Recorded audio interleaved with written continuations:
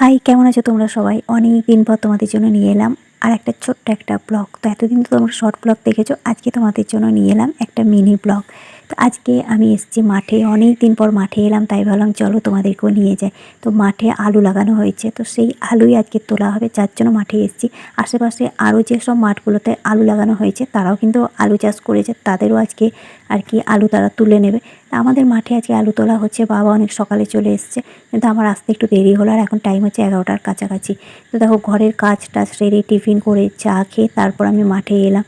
বিশ্বাস করো, এত রোদ এত গরম যে কি বলবো। আর এই রোদ্রে এই আলু তোলা যে কী কষ্টের কাজ, কী কষ্টের কাজ, এটা একমাত্র তারাই ভালো বুঝতে পারবে যারা কিন্তু এই কাজটা নিজের হাতে করেছে। তো আমি দেখো, জীবনে প্রথমবার কিন্তু আমি কাজটা নিজের হাতে করলাম। তো বাড়িতে তো জানো গাছ টাছ নিয়ে থাকি, কিন্তু মাঠে এই আলু তোলা যে কী কষ্টের কাজ, তার উপর যদি মাথার উপর সূর্য মামা এত কড়া রোদ নিয়ে জ্বলজ্বল করে, তো সেটা কেমন লাগে বলো তো। সত্যি বলছি, প্রচণ্ড গরম, প্রচণ্ড কড়া রোদ। আর এই রোদের মধ্যে দেখো এই আলুগুলো তোলা কী কষ্টের কাজ। চলো আমিও হাতে হাতে লাগিয়ে নিলাম, কারণ প্রচণ্ড দেরি হবে বলে। আর দেরি হলে জানো তো বাড়ি যেতেও দেরি হবে, তার জন্যই যতটা পারলাম হাতে হাতে কাজগুলো একটু সারার চেষ্টা করলাম।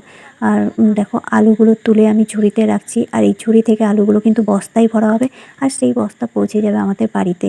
সেখানে আবার আলুগুলো পুরো মানে বেচে, জানোই, কারণ সব আলু তো ভালো বেরোয় না, তার মধ্যে অনেক খারাপ আলু থাকে, কাটা আলু থাকে।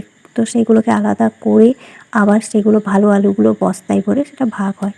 তো সেটার একটা ছোট্ট ব্লগ তোমাদের জন্য নিয়ে আসবো, কারণ ওটা ছোট ব্লগটাই তোমাদের সাথে শেয়ার করব। এখন আপাতত এই মাঠে এই যে আলুর কাজটা করলাম, মানে আলু তুললাম বস্তায় ভরা, তো সেই ব্লগটাই তোমাদের সাথে শেয়ার করছি। আর এদিকে দেখো আলু তোলা হয়ে গেছে, বস্তায় ভরা হয়ে গেছে, সেগুলো এখন আমাদের বাড়িতে নিয়ে যাওয়া হচ্ছে।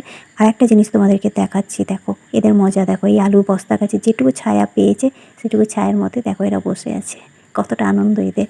আর দেখো এটা আমাদের এখন বাড়িতে নিয়ে যাওয়া হচ্ছে। আর আশেপাশে যে মাঠে আলু চাষ হয়েছে তারাও আলু তুলছে, সেটাও তোমাদেরকে একটু দেখালাম। তো আবার একটা ছোট্ট ব্লগ নিয়ে আবার একদিন ফিরে আসবো, কারণ এরপরে কতগুলো আলু হয়েছে সেগুলো তোমাদেরকে দেখাবো। তো চলো আজকের জন্য টাটা।